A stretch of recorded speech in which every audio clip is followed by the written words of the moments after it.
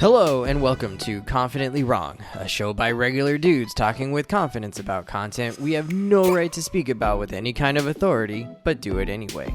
I'm Wesley Nakamura, and as always, I'm joined by award-winning director Brian Redondo and Savon Jones, aka Captain Bonnie. This is episode 107, and we wind back the hands of time to visit our favorite childhood cartoons. I'm confident that it's going to be the best show you've ever listened to, and well, hey, if it's not, you can always ask us for a refund.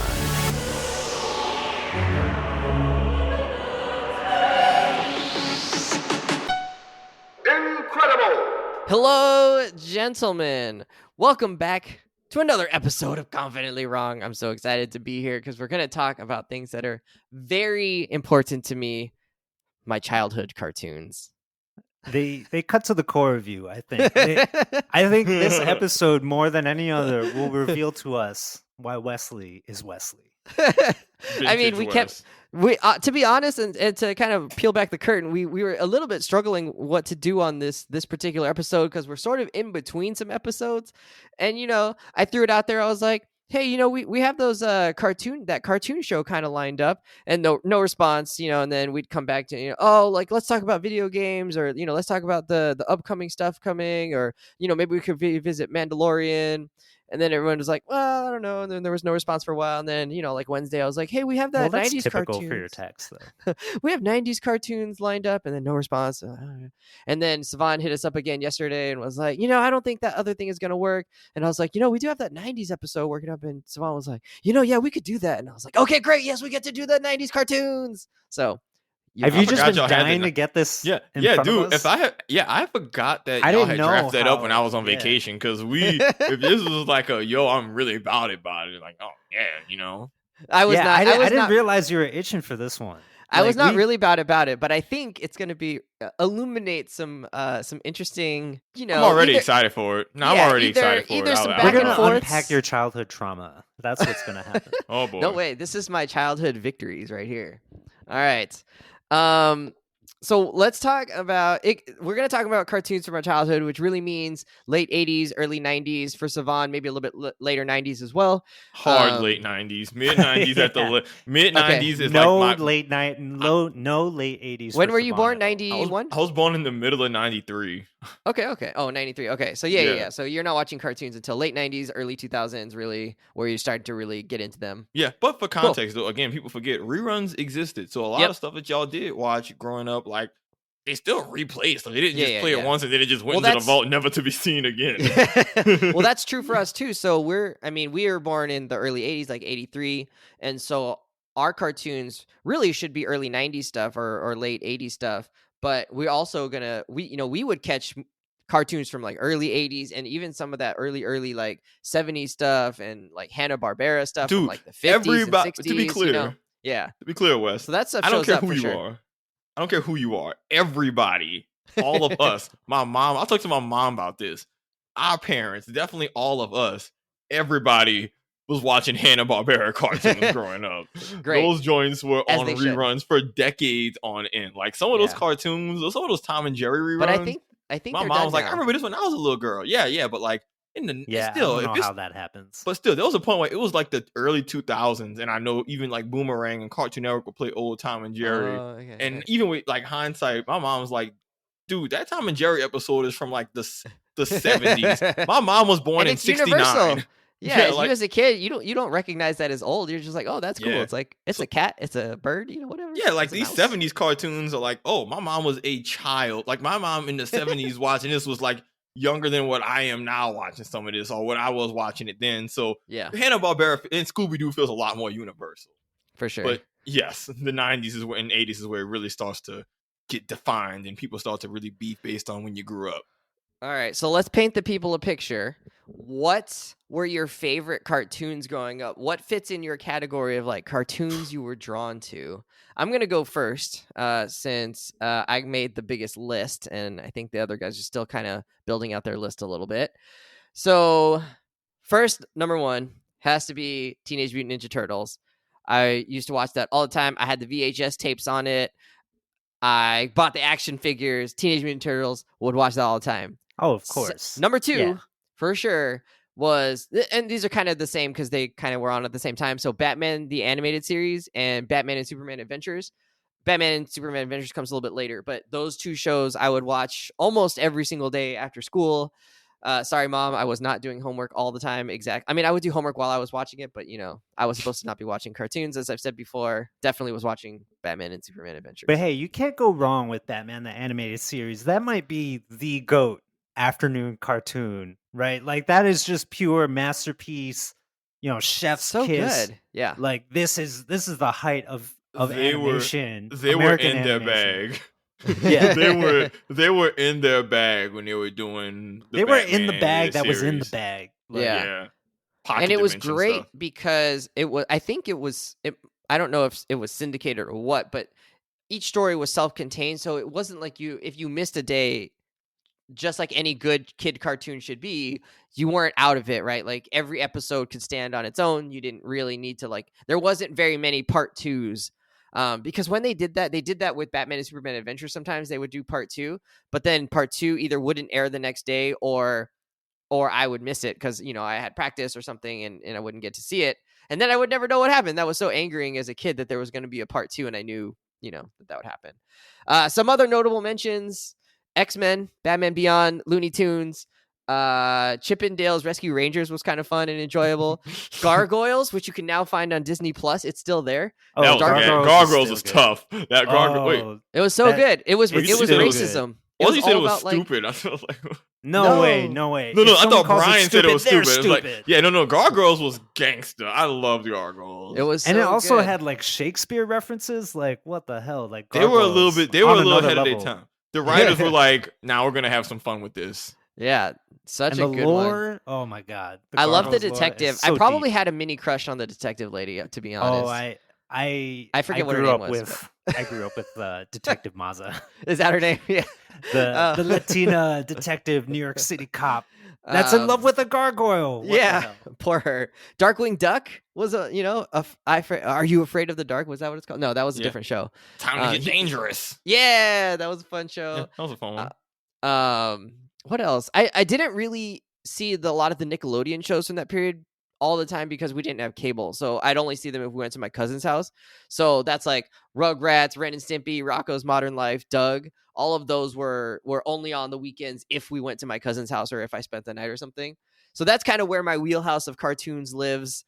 Brian, where are you in terms of your nostalgia cartoons? I mean, so there's the 90s stuff, like early 90s stuff, which is crucial. Of course I'm going to co-sign Ninja Turtles, Batman Animated Series, right? And Disney Afternoon, clear staple for everybody. Goof Troop. a few of the ones that you left off, though, I think were some of my favorites, like Gummy Bears.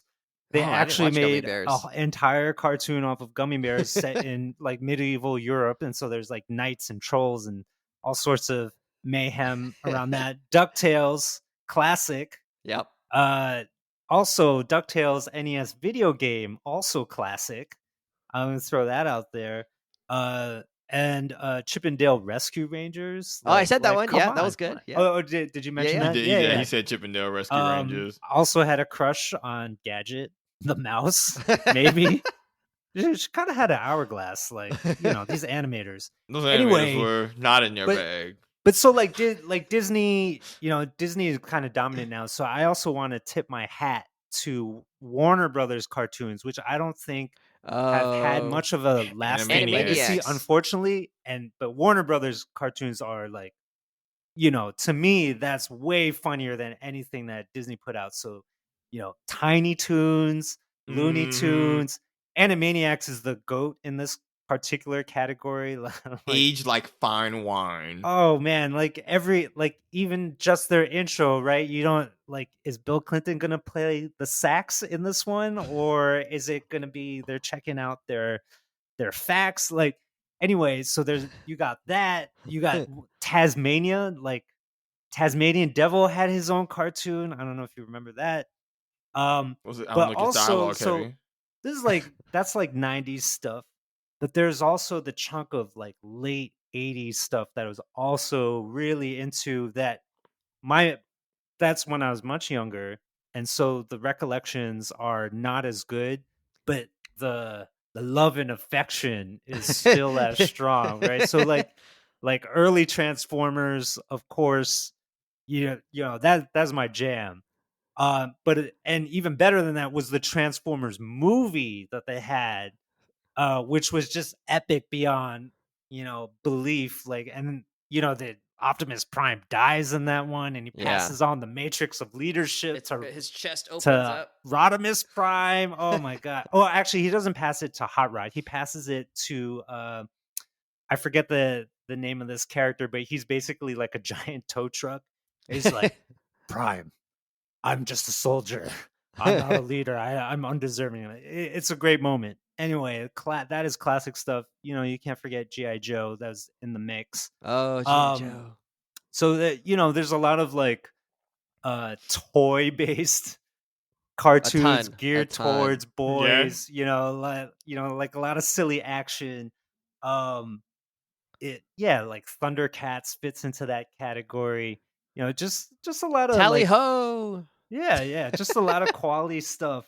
And I also want to throw out that during this time period, this is when I knew where I stood on the race relations of America and the white-black divide. All my favorite characters were always coded to be black. like Panthro on Thundercats, that dude is black.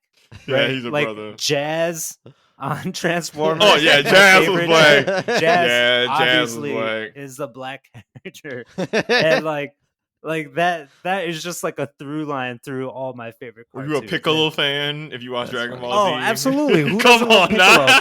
Piccolo's the dude. Come on. Like, that guy is so gangster. Come on, man. We all love Piccolo too, Black Code. He even got the hair. Come on, brother Piccolo with the head wrap. Come on now. Come on now. Yeah, I'm with you. Continue, please. This is great. I mean, that is what it is, and it was a fun way to think back on our nostalgia here. Savon, what about you? What was okay? You in the so 90s? I had to think about this one. How confined am I to this 90s? Because I want to just it's just acknowledge. Your childhood. Okay, I want to acknowledge. I think it's good to contrast. All right, cool. What was your childhood like versus what was ours? Because we can do 90s across the board, but if y'all get late 80s, I get early 2000s. That's how I'm at with it. All right, cool. Because in the 90s, I'm still like 7s, 8, whatever. I have shows I like, but in fact, I was 8, 2000. Anyways, I have some late 90s stuff too, but like for me, it was shows like, for me, y'all had Batman the Animated Series. By the way, I did watch it, but I wasn't watching it when it was fresh new. So for me, it was Justice League Unlimited, right? The Justice League Animated Series that was built off that same universe. So they carried the torch. Exactly. So I'm not necessarily watching the Superman Batman Animated Series, but I'm watching the Justice League version. I'm getting this even bigger cast of characters, which, I've always talked about how Justice League Unlimited and Justice League are amazing, and the writing has aged incredibly well. Like fine wine. I am a huge Batman Beyond fan. As a kid, I didn't appreciate the whole techno cyber neo noir aesthetic. That again, as I'm older, I'm like, yo, this is really creative and intentionally made. It aged well. I'm a huge Static Shock fan. Static Shock is one of the greatest just superhero cartoons ever. I actually was rewatching clips on YouTube. It started to go into my algorithm the last few weeks, and I'm like, oh, this show. I didn't watch Static Shock. Was it good? Sorry to hear. It was amazing. I mean, ultimately, it was a WB kids cartoon, but the show did not shy away from they have the metahuman. Like, there's a metahuman who has ice powers, who deals with mental illness and homelessness. There's an entire arc about a kid who gets bullied and brings a gun to school and does shoot somebody. This show came out in 2000, 2001, but the theme was still bullying people, standing up for folks, like people can get pushed to the edge. Characters deal with death and trauma. There's episodes about racism. Like, the character's best friend is a white kid and has a racist dad, and there's a whole episode about that. The show was a kid's show, but they did not pull punches in terms of real life stuff. Also, the show was just unapologetically black in a way that I think a lot it shows. Like, the soundtrack, they were just having a lot of fun, and it was a very good, wholesome, representative show with a lot of good representation. But what else?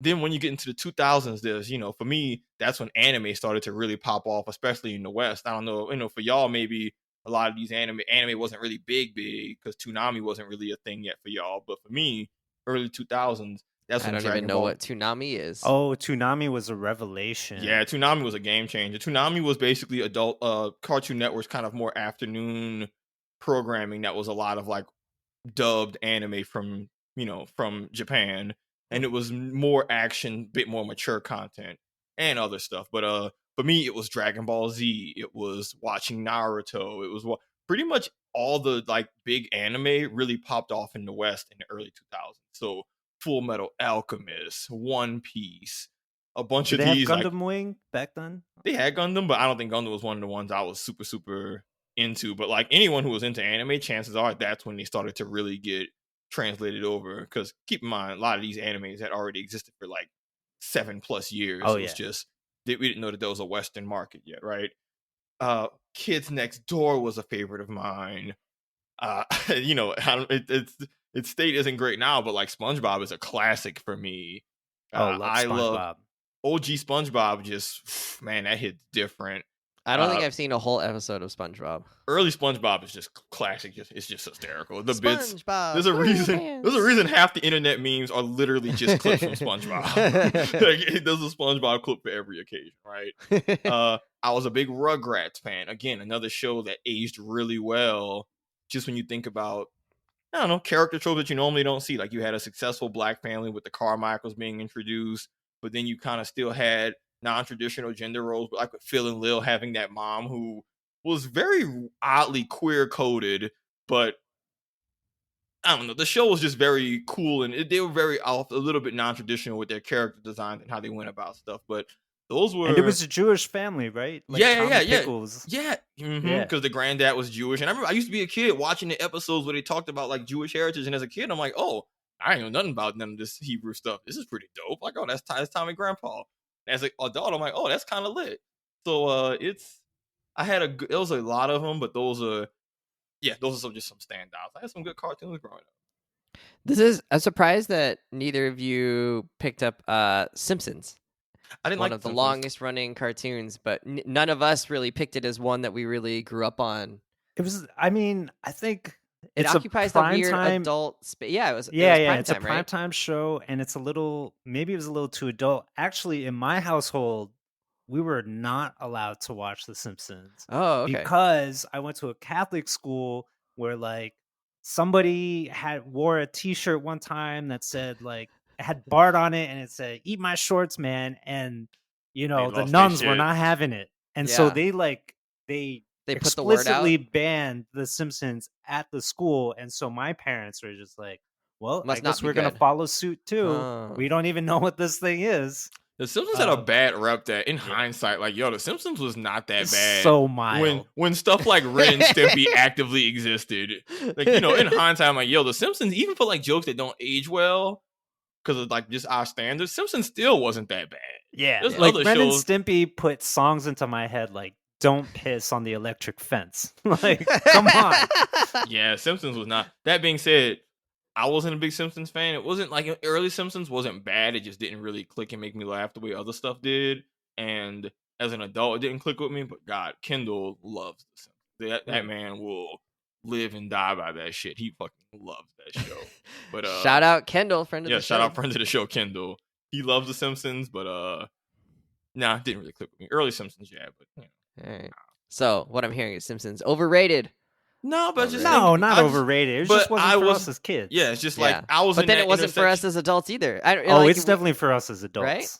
I don't know. I don't really. Good. But I understand. Yeah? Do you go back and watch it? I never go back and watch it. All right. No, but I don't think it's bad. I just think it's not for me. That's two different things. I don't think, this is poorly produced or written. It's just, I see what they're going for. This isn't really my style of humor of what I consider funny.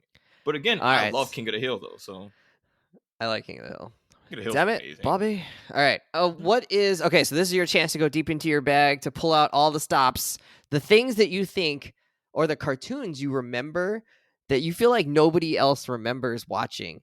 Maybe give us a little snippet. Don't sell us on the whole show. Just like, what was it about, or what like attracted you to it, that kind of thing. So I got a couple. Yeah, there's a lot out there. Yeah, there are random effing cartoons. So I wanted to talk about Exo Squad mostly. And this is a show that I cannot get anybody to recall it ever having existed from my friend group. Like I will tell them like I liked watching Exo Squad. I think it was on in the afternoon sometimes, and it was definitely on the weekends sometimes. And there is not a single person except maybe Miles who remembers this show existing ever. I know it existed, but you do remember? I remember it? Like some toys around it. Yeah, it was definitely a toy selling venture. Okay, but then there's also Battletoads, which was like a Teenage Mutant Ninja Turtles knockoff. I was a Battletoad for Halloween one time. Oh, so you remember? Did not age well. Oh, no. My Lord. Did you have to like look up or like ask your parents like, what was I? Why? No, I remembered. My aunt made the costume, and it was really good. It was a very good costume. Please tell me there's a picture of this. Yo, you can't just. Yeah. You gotta hit me with that one. I'll go see if I can find a picture. I think there is a picture. Usually we took a Halloween picture, so I think there's probably one. And then there was this show called Street Sharks.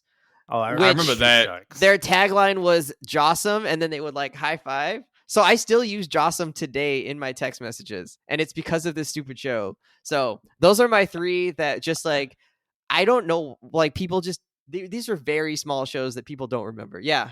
Who are you saying Jossum to? You're not saying it to us, thank God. I don't know. Poor I've never said it to you.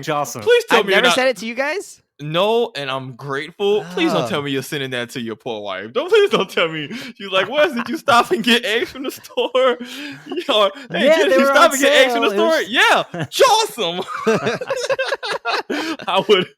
We would be like, yo.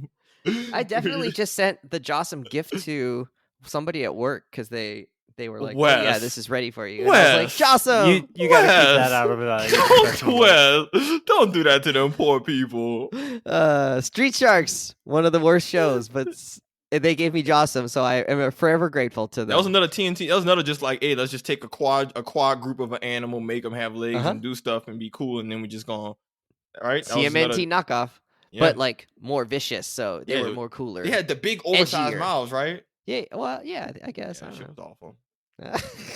Yeah, not the most memorable cartoon. I don't need to explain Exo Squad, I think, so much as like it was just this fighting force. They were battling with these guys on Mars who were a different race, and the show ends up actually being, I think, a lot about like racism.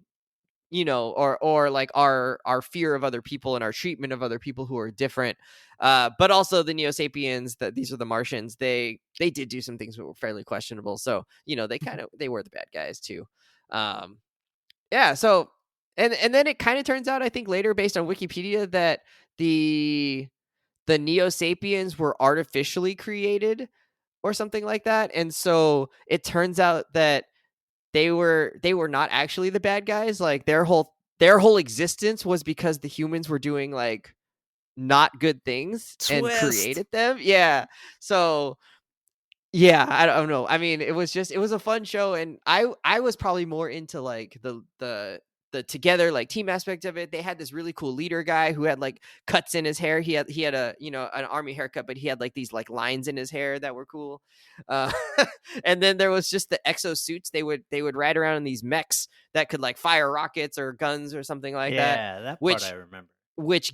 And that was the best part of the show for me. And then that gets copied later in Matrix #2, I think. Or maybe in Matrix #3, where they're defending the homeland area, and they hop in the big robot mech things with like big machine guns on them, and it's very much like that. I'm like, oh, that's from Exo Squad. You guys stole that from that, but I mean, no. Mechs are probably they stole that from Japan. Is what happened. That's so, a whole genre. That's the show that I remember that I can't seem to get very many people to remember. So maybe Brian, you're number 2. You and Miles. That's it. We're the list. 3 people. I mean, yeah, the thing was back then, like especially the 80s, right? Like there was just such a, you know, just like a vomit of toys and toy-based cartoons. Like they just had all of us little boys, you know, by the, you know, what little boys have. And so in the 80s and 90s, there was just such a glut of all of these toys and toy-based cartoons that they were trying to sell to us little boys, and they really had us. It was in their bag with y'all. And yeah, for real, it was, they basically kidnapped us. And so they were just like coming out with all these nonsense ideas. Like I don't know if you remember, there was a show called Dino Saucers, which was no idea. Basically, it was like sort of Transformers-esque because there were dinosaurs from outer space. Obviously, there are two warring factions of dinosaurs, right? You had like one that was led by the Brontosaurus, and then the other one, of course, led by, the Megatron equivalent, which was a T-Rex. And they descend on planet Earth. Did they have human cages friends on their heads? They had like armor. space age technology armor, and blasters and stuff like that. I'm gonna look it up because that sounds familiar. I mean, there's definitely that. There's Cadillacs and dinosaurs. I didn't watch that one, but also dinosaurs very popular in the 80s. I was also into this other show, King Arthur and the Knights of Justice. Oh, that was so good. Very, a very similar idea, like you have different characters and each one has their own suit and ability. So in King Arthur and the Knights of Justice, the premise is that the high school football team falls into some like warp or something from their bus and they end up in medieval times. And because their football team is called the Knights, somehow they become King Arthur and the Knights of Justice. And each one of the football players takes on a different knight, and they have a shield with a symbol on it that enables them with a different ability. So like, somebody with a brick on his shield might be able to, conjure up a brick wall because that's what he does. And he happens to be an offensive lineman. like what was that that's show? So good. I don't even know. Y'all not allowed to hate on anything I ever like in life ever again. That sounds awesome. Come on. These are like superhero-ish type shows, right? And one of my favorites that actually me and all my sisters watched was the Bionic Six. So this is pre-Captain America, but same idea. So like 6 teenagers, each one a different race and ethnicity. You got like the Planeteers, the Asian one, the black one. But in Bionic Six, they happen to all be adopted by the same parents who also have bionic superhero capabilities. So together they are the Bionic Six as kind of like a crime fighting team. And of course, each one had their own abilities. Very, very Captain Planet-esque. Then there was also similar in this vein, Cops, which is not the problematic racist show that you're thinking of. Cops was actually a police force in the far future where, again, like every character was a different cop that had some sort of cybernetic upgrade. That made them pretty cool. And of course the villains that they're chasing, the bank robbers and stuff, they also have these upgrades. So a guy would have like his chest would open up and some Tommy guns would come out of his chest and he starts firing at the cops and like grotesque. The helicopter cop is following him with the helicopter while like the canine cop guy has his basically Boston Dynamics Robo Dog like chasing the bad guys. It's all the excuse to sell different toys. Come on. It's awesome though. Wait, I'm looking this show up. Cops, all caps, it stands for Central Organization of Police Specialists. Exactly. Okay, it's in the fictional Empire City. Wait for it. Guess what year this show takes place in? Don't tell me it's 2020. 2020! Oh my god.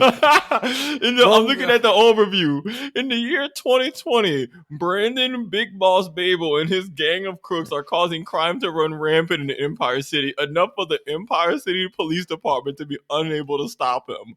Mayor Davis requests federal assistance. The FBI sends in Special Agent Baldwin P. Vest, codenamed Bulletproof, to help take him down. But he suffers an injury in a car wreck and has to go, and then they give him the cybernetic stuff and all that. But What? The cybernetic dog. Oh, there are full great. episodes. There are full episodes on YouTube. You could definitely find this. Oh my god, I'm gonna watch this shit. I'm just sad. I'm just sad that in 2020, the only thing that we got are the cybernetic dogs, courtesy of Boston Dynamics, which are scary as shit. like I do not want to mess with that thing. Some other random ones I also want to throw out, like the shows that were tie-ins for other things, not just toys. So like Captain N, the Game Master, was a Nintendo tie-in show where like this dude has like the duck hunt gun and the power glove, and he goes from playing his Nintendo in real life and then enters the Nintendo world, and he's playing with like the dude from Castlevania is in the show, and like Kirby and Kid Icarus. Does he have a dog? I think he had a dog. Was his dog's name Duke? It was probably the dog from Duck Hunt. So there's like that kind of show. There was Pro Stars, which was a Saturday morning cartoon. I don't know if you remember this, but it was Michael Jordan, Wayne Gretzky, and I want to say Bo Jackson. Yes. And they're like superhero cartoon athletes. So Jordan probably could like slam dunk a bad guy or something like that. It's like ridiculous. And then one of my favorite Saturday morning cartoons, what was very short lived, was a tie-in for Tone Loc. Do you remember the rapper Tone Loc? Wow, Tone. Everybody. Funky Cold Medina, with the deep frog voice, and he had a show called Sea Bear and Jamal, where Jamal was a little boy who had a talking teddy bear voiced by none other than Tone Loc of Funky Cold Medina. And I don't even remember what kind of adventures they got into, but it just had like it had a West Coast hip hop vibe in a Saturday morning kids cartoon, so it was appealing in that way. There's just so much random ass stuff that came out during this period, and I loved it all. Savon, what's a cartoon you remember that you expect most people do not? So I'm gonna name something that isn't about just people selling toys or just really bad propaganda and all this other stuff. A simple one. Have y'all ever watched, probably not because it was beyond y'all, and even then we weren't the target audience, have y'all ever heard of As Told by Ginger? No, I have never heard of it. That sounds like a novel. I'm looking it up right now. So As Told by Ginger is an old Nickelodeon show. It premiered in like the super early 2000s, if not like the year 2000. Had 3 seasons, good run. And the show seems like it's pretty straightforward, like little like preteen drama. It's an animated series about like the 12-year-old girl Ginger, her in school, and then just, adventures and things that happen in life growing up, right? This is a scary ass character design. Well, what? No, it's not. Very subjective. She's like, she's got Clockwork Orange. It's got the Hey Arnold-ish thing going on. Yeah. A lot of squiggly lines, disproportionate heads. Anyways, the show is about it's a lot of like your standard growing up stuff, but what made the show really good is one, it was very grounded. Usually for a lot of these kind of like preteen dramas, there's a little bit of a more out there element. Maybe there's a power system or, it's not just heavily grounded in reality. But this show was very grounded in that every episode, every conflict are all very real things that can and have happened to people. So even though the show is about, like a 12-year-old redheaded girl, which, just when you think about optics and stuff, you immediately get presented to you, especially for me as a kid. I'm like, oh, I want to watch this. There's nothing about this appealing to me. And I watched a few episodes and the writing was tight. There's genuine character development. And it was a show where you don't need to watch episodes in order to know what's happening, but best kind of kids cartoon show. But time is passing. They start off in 7th grade and then they go to 8th. As seasons go by, they go to 8th grade. They start high school. One of the best things about the show was that the characters didn't have one outfit that they wore the entire series. Oh, they had an actual. Them. They actually had they had like an actual rotating wardrobe of like, hey, they'll change outfits just through different days through the same episode because that was just the attention to detail they had with the show. It was a little thing, but it made the characters feel more alive, more real. As they're aging, you see their actual wardrobe start to change. like one character who had like this cartoonishly big orthodontic like dental headpiece. As he gets older, he grows out of it and gets it taken off and has like a glow up, and it's like an actual character development point for him. But same thing happened to me.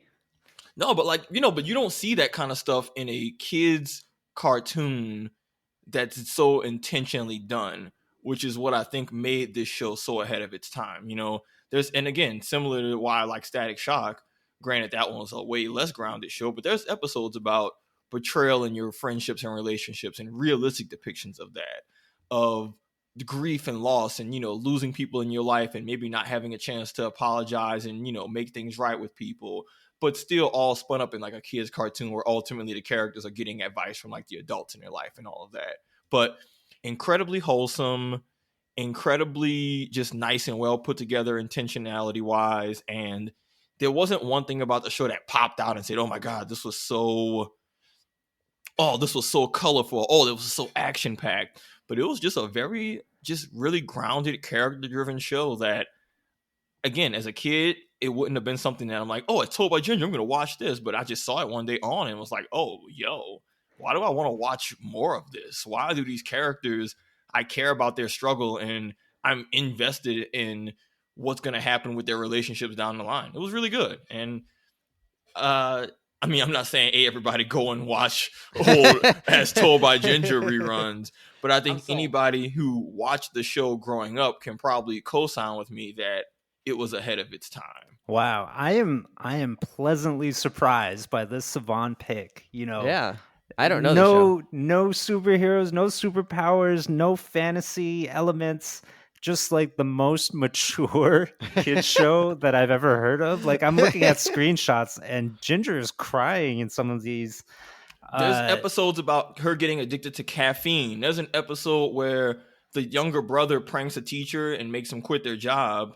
And like, because the teacher's just gone through so much like outside of, in life and stuff. But before they could make things right, the teacher actually passes away.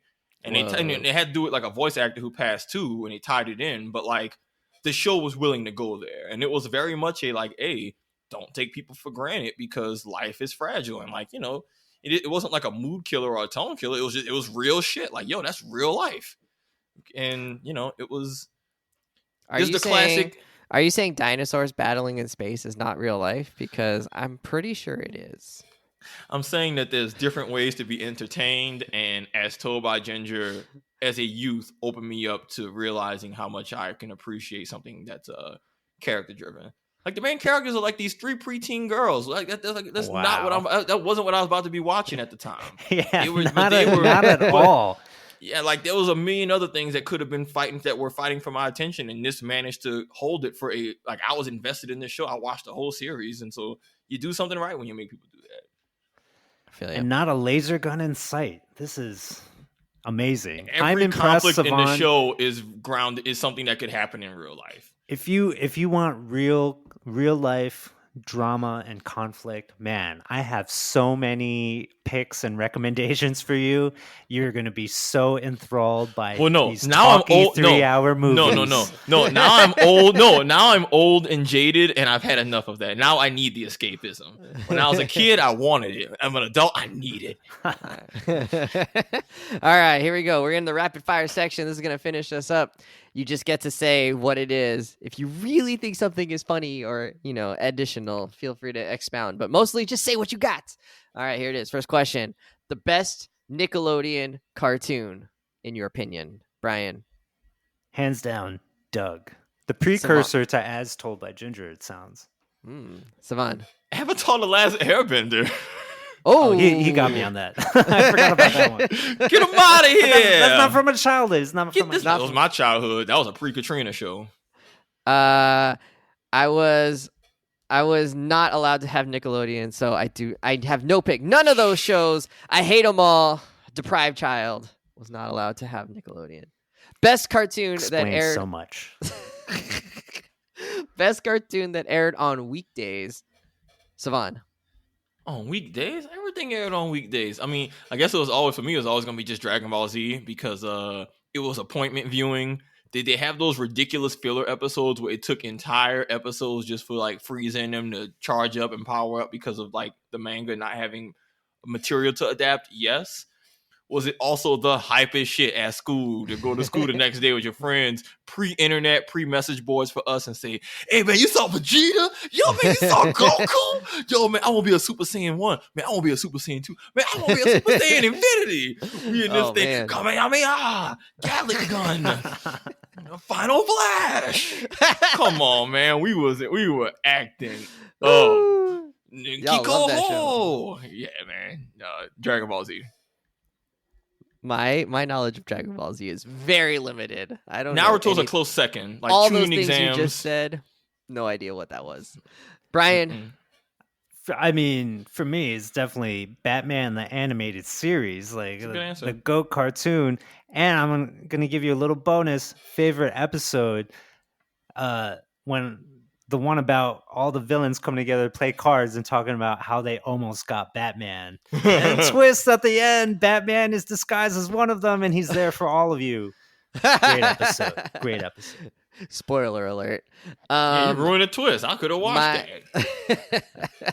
my favorite cartoon that aired on weekdays. I hate to say Batman the animated series again, but I think that'd be number one.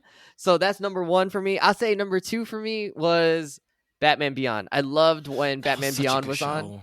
I would love to come back to it. And you know what's interesting? You were saying like how they really got a lot of the tone stuff right, and it's kind of ahead of its time. I really liked it as a kid because it was sort of, we had Batman the animated series for quite a while at that point, and so it was kind of a change, and it brought Batman in as a teenager, and I was probably in middle school at that point or something, so I could relate to, I sort of could kind of relate to that, right? I was like, I could see myself a little bit in that, and his struggles in school and high school were like more relatable, so I think that's why I kind of connected with that one at that point in time. Terry was a good character. Like, I know the DC and like their whole, I know now since it's been 20 plus years since that show, there's so many more Robins and different versions of like Batman proteges, but man, I really wish there's a way we can get Batman Beyond back into the mix, or just do a future tech thing of him, because he was I liked his like just design, everything about that Batman Beyond. I was a huge fan. Loved that show. Nice. Best Saturday morning cartoon. I'm going Captain Planet. It was on, I think, on Saturday mornings. That woke propaganda to get you to care about the planet. Oh my God, are you serious? The one where they get a bunch of the woke show with a bunch of kids who all look like all the different cultures of the world. Yeah, they come together to fight against capitalism and big oil. I just hated how they did the Latino character so wrong, man. I had no critical ability was heart, and he had a talking monkey. Come on. I had no lens with which to view that show that had any thought about race. So I just enjoyed the part where they put the rings together and Captain Planet comes out. That part was the best. I like that they had a black kid who was an earthbender. Brian, I do think it was. Yeah, go. Let's keep going. The one show, our biggest omission in this episode is also the best Saturday morning cartoon show, X-Men. Come on. And they actually had like 6-pack like drawn into the animation for Cyclops and Wolverine and stuff, like, and they did the actual storylines from all the comics. They did like Days of Future Past. They did the stuff with Apocalypse. They did Dark Phoenix. Dark Phoenix like never slash anybody. He did slash people, but there's just no blood. He would kill the robots. Yeah, I guess great show, and it's coming back. Savon, you got one? Exciting. Yeah, for me, I'm going to spin the block and say Static Shock again. Nice. Also, here's the thing about Static Shock. If you didn't watch it, you should know. Because they got some of the rights to Static character, because Static was on his own like comic thing, but some of it he got adapted into some of the DC universe. So I don't know if you've actually ever watched the Static Shock cartoon, but lots of DC animated universe characters in that same continuity exist in the show Static Shock. So Superman from the animated series versions y'all know makes an appearance. Batman makes multiple appearances. He has multiple interactions with the Justice League of like from the animated series. There's actually an episode where he ends up going to the future and he meets Batman Beyond, the older Bruce Wayne from Batman Beyond, and an older version of Static himself. But like, point is that in the show Static, there's a lot of fun tie-ins to him. Like, he has an episode where he gets to have Green Lantern as like his mentor. Oh man, so y'all never, yes, I guess y'all never saw when they had they had NBA players as like a superhero team in that show. It was like Yao Ming, Tracy McGrady, Shaq. Space Jam? Oh. Yeah. No. In a Static Shock episode, superheroes are basically like is a group of NBA players who are like the superhero group. It was like, that's like Pro Stars. You know, all ideas come back. Can't remember that. But I can't remember that. It was players who I know now in hindsight, none of them won a ring though. No. Oh. Shaq, no, not Shaq did, but like it was like Steve Nash, T-Mac, Yao Ming. Nice. There's one other who I can't remember, but that's really funny. Yeah, Static. But again, I just got to spin the block and say Static was amazing. The representation, talking about homelessness, drug addiction, gangs, guns, losing people, family relationships in a kid's cartoon without losing the tone. Oh yeah, top tier. Fair with a fun soundtrack that was super like fun and hip hoppy, but like all right, that's enough Static Shock. What is your favorite? More Static Shock. What is your favorite Hanna-Barbera cartoon or Barbara? I don't know how to say it. Brian. Wacky Races, right? That's Hanna-Barbera? Yeah, I'm pretty sure that's Hanna-Barbera, right? And I think it was. Had all the characters and then build these crazy cars and stuff and race. Nice. That was great. I don't actually know what the Hanna-Barbera cartoons are. Is Jetsons? Not Jetsons. Jetsons Flintstones? Is one. Yeah. Flintstones? One, yeah. Flintstones, Flintstones was my animals. jam. I used to love that show. It was fun. And Jetsons was great too. The robot. I loved Rosie. Savon, what's yours? What are you going with?